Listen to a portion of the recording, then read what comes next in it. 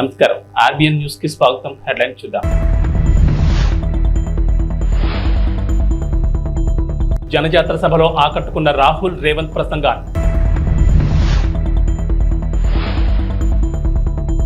జోరు వానలో హోరెత్తిన ఫ్యాన్ హుషారు.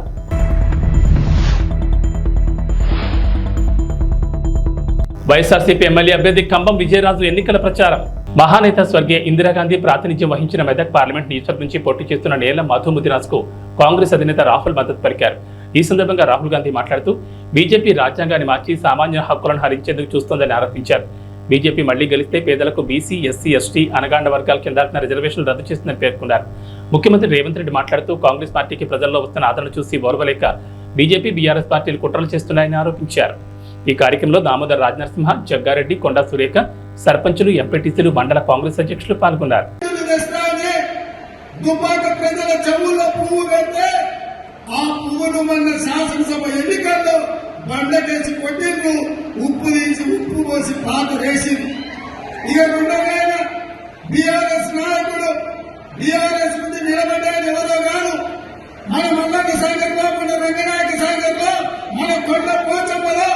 వేలాది ఎకరాల భూములను, వేలాది మంది రైతులను ముంచి వాళ్ళ సొంత భూములు.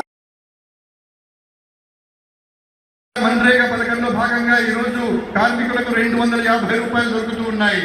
सरकार आने के बाद उनको 400 रुपए मनरेगा के लिए मिलेंगे. అది వచ్చే ప్రభుత్వం వచ్చిన తర్వాత मनरेगाలో భాగంగా 400 రూపాయలు కార్మికులకు ఇవ్వడం జరుగుతుంది.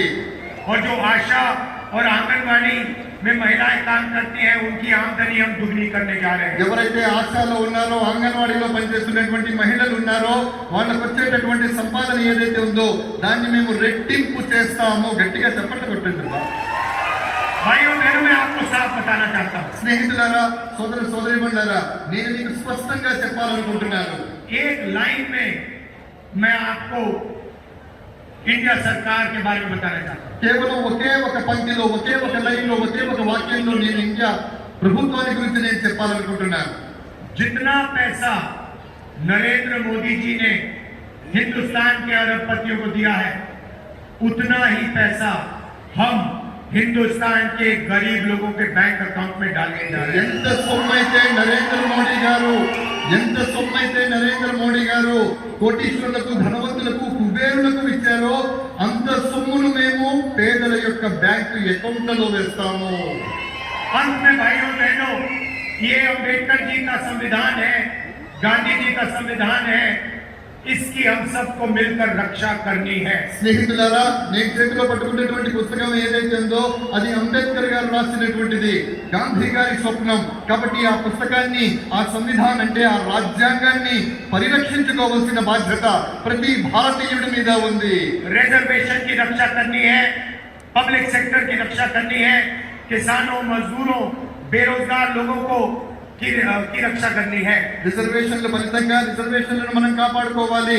అదే విధంగా కార్మికుల్ని కాపాడుకోవాలి, కర్షకుల్ని కాపాడుకోవాలి, పేదవాళ్ళని కాపాడుకోవాలి. ఇవన్నీ కాపాడుకోవాలి.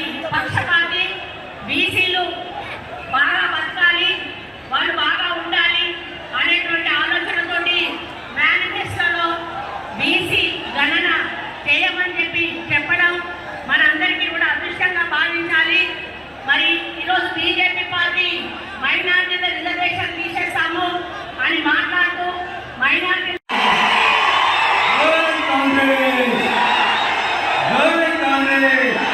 సోనియా గాంధీ గారి నాయకత్వం, రాహుల్ గాంధీ గారి నాయకత్వం, మన రేవంత్ అన్న నాయకత్వం. చాలా సంతోషం అన్న. ఈరోజు ఈ జనజాతర కార్యక్రమానికి ముఖ్య అతిథిగా వచ్చిన మన ప్రియతమ నాయకులు తుమ్మలపాలెంలో మత్స్యకారుల అభివృద్ధి కృషి చేస్తానని సన్నాల తిరుపతిరావు అన్నారు. ఈ సందర్భంగా మాట్లాడుతూ విజయవాడ ఎంపీగా కేసీఆర్ నానిని, ఎమ్మెల్యేగా తనను అఖండ మెజార్టీతో గెలిపించాలని కోరారు. తుమ్మలపాలెంలో 20 కుటుంబాల మత్స్యకారులు వైఎస్ఆర్సీపీ పార్టీలోకి పార్టీ కండువా కప్పి సాదరంగా ఆహ్వానించారు.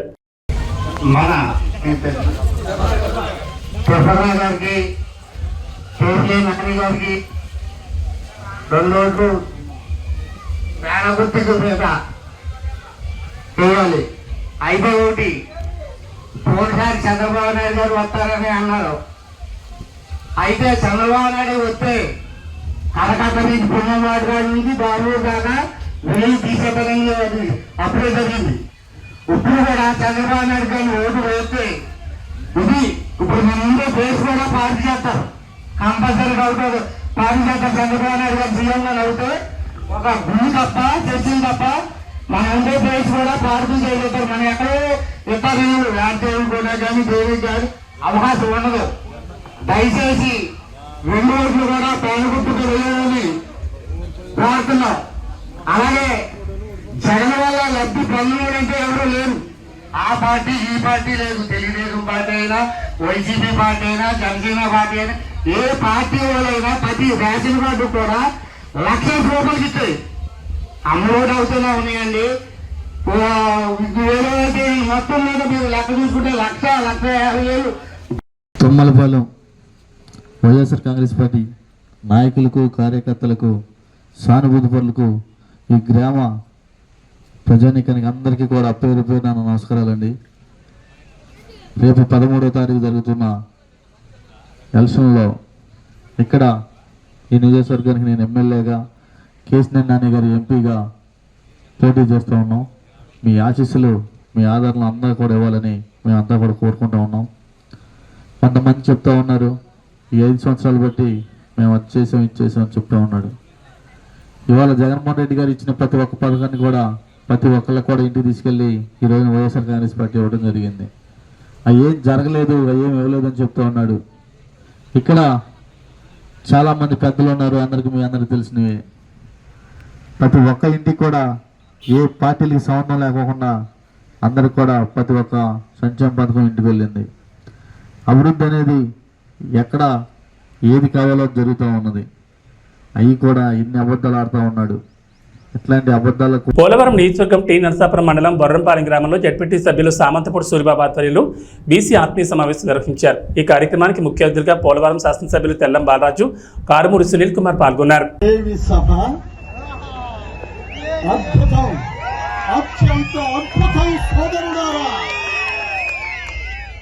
బీసీలు అంటే బడుగు బలహీన వర్గాలు కాదు, బలమైన వర్గం మంది. ఎస్సీలు, ఎస్టీలు, బీసీలు, మైనారిటీలు కలిసికట్టుగా ఉంటే రాజ్యాధికారం మనదే. సోదరుడారా, 1947 ఆగస్టు 15వ తారీఖున మన భారతదేశానికి స్వాతంత్ర్యం వస్తే ఆనాటి నుండి ఈనాటి వరకు ఎంతో మంది ముఖ్యమంత్రులను చూశాము. కానీ జగన్మోహన్ రెడ్డి గారు లాంటి ముఖ్యమంత్రి ఎన్నడైనా ఎప్పుడైనా చూడగలిగామా? సోదరులారా, ఆడపడుచులారా, అన్నదమ్ములారా, కార్మిక కర్షక సోదరులారా, కష్టజీవులారా, మనకు నేను చాలా బీసీలలో అగ్రగణ్యుడు, గౌడవ వాసి ఉన్నాడు ఇక్కడ సోదరుడు అశోక్ గౌడ్ గారిని నేను చాలా బలవంతం చేశా. తమ్ముడు, నీవు మళ్ళీ వైఎస్ఆర్సీపీలోకి రావాలి అని. ఆయన వచ్చి రాష్ట్రంలోనే గౌడ వర్గాన్ని అందరినీ ధర్మచక్రంలాగా, అశోక చక్రంలాగా అడ్డం వేసినటువంటి మహానుభావుడు అశోకుడు. తమ్ముడు, ఈ వేళ మన బీసీలలో అగ్రగణ్యులైనటువంటి కారుమూరు నాగేశ్వరరావు గారు, మినిస్టర్ గారు అబ్బాయి సునీల్ కుమార్ యాదవ్ గారు, తెల్లం రాజ్యలక్ష్మి గారికి, బాలరాజు గారు మిస్సెస్ గారికి జగన్మోహన్ రెడ్డి గారు టికెట్ ఇచ్చారు అంటేనే అందులో ఎంత నీతివంతుడో బాలరాజు గారి కుటుంబం మనం అర్థం చేసుకోవచ్చు. ముఖ్యంగా వేదిక మీద ఉన్న వారిని ఎవరిని నేను ఇన్వైట్ చేసి వాళ్ళకి వెల్కమ్ చెప్పలేదు.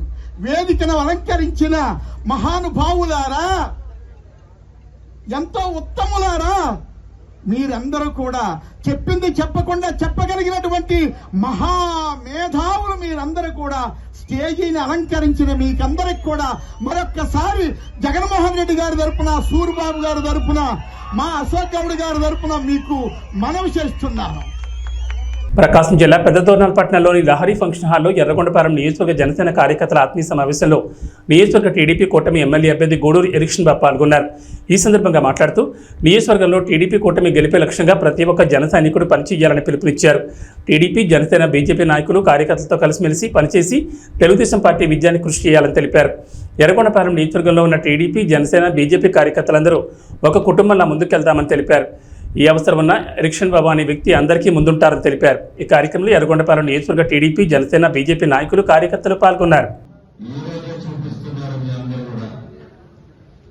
జనసేన నాయకులకు కార్యకర్తలకి నాకు ఇక్కడ తెలుగుదేశం జనసేన 2 వేలు కాదు, ఈ నియోజకవర్గంలో వేరు కాదు, ఇద్దరు ఒకటే. నాకు ఇద్దరు కష్టపడతా ఉన్నారు.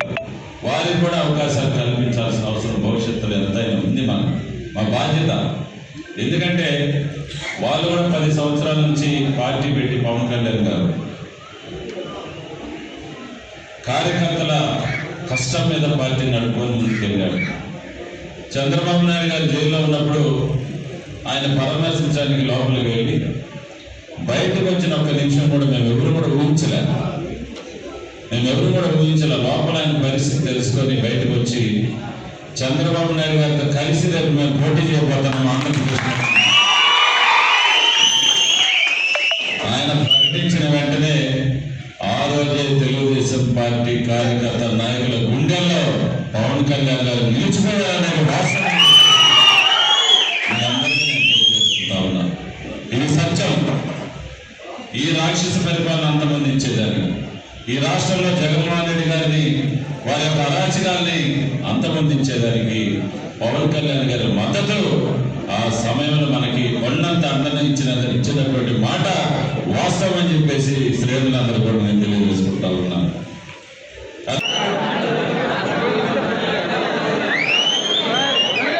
ఎన్టీఆర్ జిల్లా జగ్గేపేటలోని ప్రజల జీవితాల్లో వెలుగులు నింపడమే లక్ష్యంగా తెలుగుదేశం, జనసేన, బీజేపీ ప్రజాకూటమి అద్భుతమైన మేనిఫెస్టోను రూపొందించిందని బంగమిటి రాధాకృష్ణ అన్నారు.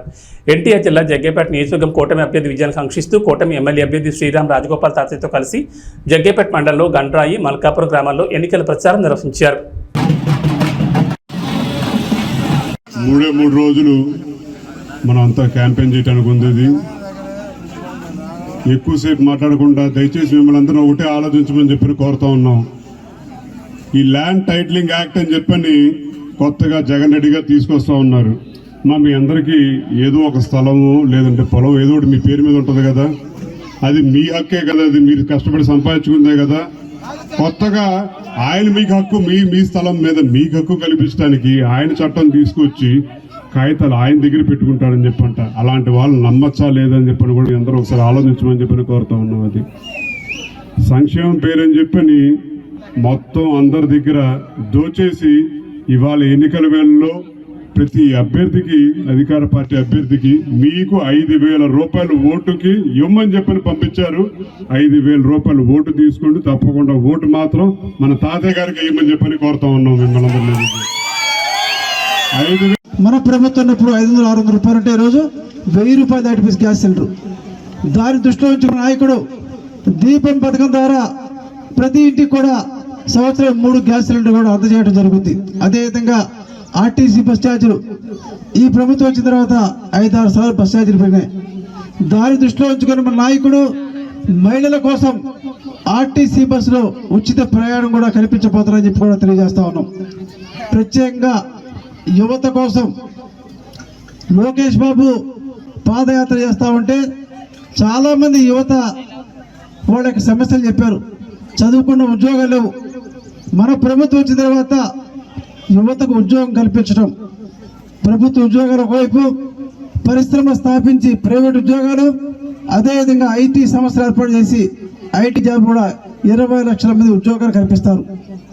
ఎవరికైతే ఉద్యోగం లేదో అటువంటి వాళ్ళకి నిరుద్యోగ భృతి కింద ప్రతి నెల 3,000 రూపాయలు కూడా అందజేయడం జరుగుతుంది. ఇవన్నీ దృష్టిలో ఉంచుకోండి. ఎవరికైతే పేదవాళ్ళకి సొంత ఇంటి లేదో ఇంటి స్థలం 3 సెంట్లు స్థలం ఇచ్చి పక్కా గృహం కూడా ఏర్పాటు చేస్తారు. అదేవిధంగా ఇంటింటికి కూడా కుళాయి పప్పు కూడా ఏర్పాటు చేస్తామని చెప్పి కూడా మనం మేనిఫెస్టోలో చేసాం. మరి బీసీ ఎస్సీలకు ఈరోజు ఎస్సీలకు 50 సంవత్సరాలకే పెన్షన్ ఇస్తా ఉన్నాం.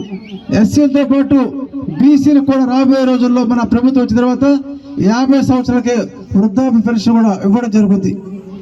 ఏదైనా సరే బీసీలు కావచ్చు, ఎస్సీలు కావచ్చు, రైతాంగం కావచ్చు, యువతకి, మహిళలకు అందరూ మేలు జరగాలంటే తెలుగుదేశం పార్టీ అధికారం వస్తేనే సాధ్యపడుతుంది. ప్రత్యేక పొదుపు సంఘ మహిళల కోసం మన ప్రభుత్వం వచ్చిన తర్వాత 10 లక్షల వరకు కూడా వడ్డీ కట్టగల. ఈ రోజు ప్రభుత్వం 3 లక్షలు మాత్రమే.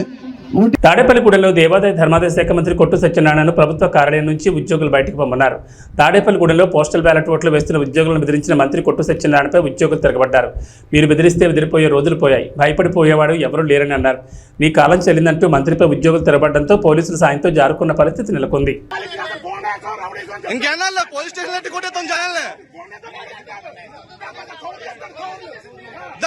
గేట్ బయట రావాలా, గేట్ బయట ఏదైనా గేట్ బయట ఫోటో తీసుకో. గేట్ రాబడి ఉంటాం కాదు, గేట్ బయట, గేట్ బయట బాబు అటు కూడా తీయమ్మా, అటు తీసేసి ఒకరితో కాదు అందరూ తీ. आप लोग को देखो,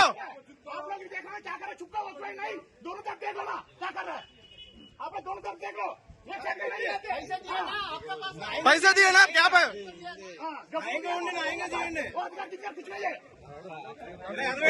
इलेक्शन ड्यूटी है, हमको भी हिंदी मालूम है. चल जाएगा आप लोग क्या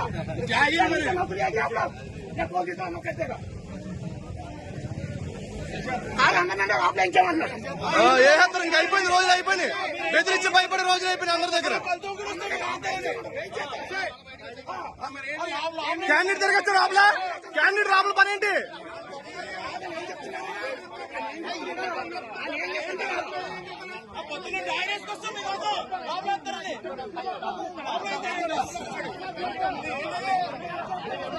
అండ్ క్యాండిడేట్ రాబుల పని ఏంటి?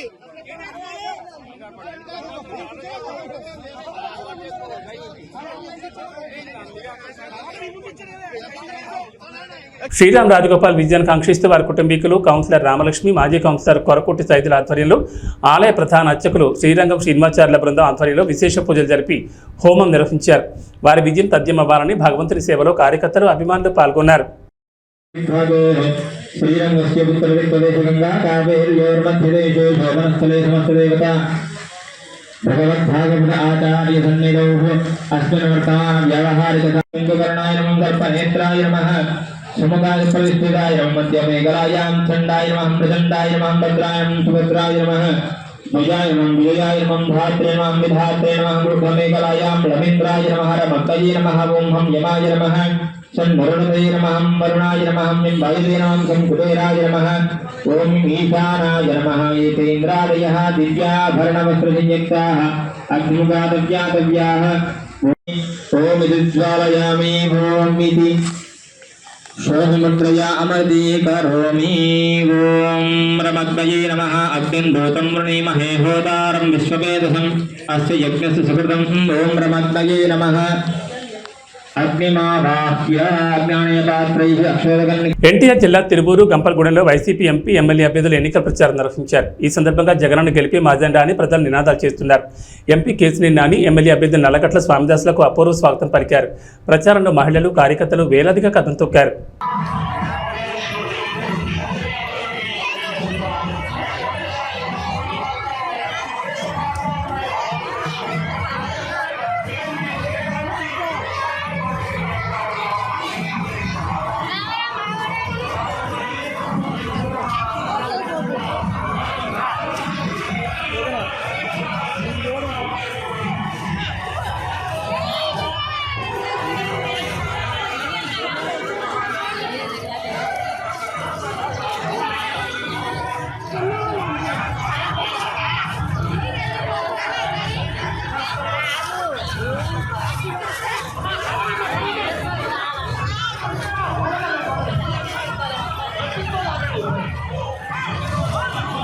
ఈ జెండా ముందుండాలి, మాకు అడ్డం వస్తుంది.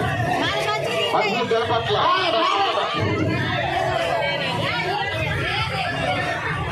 నాయకులందరూ కూడా, మహిళా తల్లులందరూ కూడా ముందు నడిపించాలి.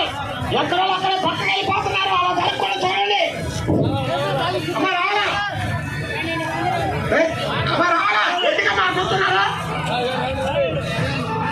ఇచ్చాపురం నియోజకవర్గ ఉమ్మడి అభ్యర్థి బెందాళం అశోక్ కొర్లాం పరిసర ప్రాంతాల్లో ప్రచారాన్ని కొనసాగించారు. ఎక్కడికి వెళ్లినా ప్రజలు జేజేలు పలుకుతూ స్వాగతం పలికారు. అత్యధికంగా మహిళలు పాల్గొని హారతలిస్తూ తిలకం దిద్దుతూ గెలుపు కోసం తమ వంతు కృషి చేస్తామని హామీ ఇచ్చారు. మాది మాకన్నపురము. నా పేరు మధ్యలో మాలక్ష్మి. మాకు అశోక్ బాబే కావాలి. మాకు అశోక్ బాబుకే గెలిపిస్తాం. చంద్రబాబు నాయుడు గెలల్లా, అశోక్ బాబు గెలల్లా, రామ్మోహన్ నాయుడు గెలల్లా. మంచిగా చేసినారు. రోడ్లు, కరెంట్లు అన్ని చేసినారు. బిల్డింగ్ చేసినారు. అన్నీ బాగుపడతాయి. నీళ్ళు తాగలేకపోతున్నామని ఒక మహిళ ప్రశ్నించింది.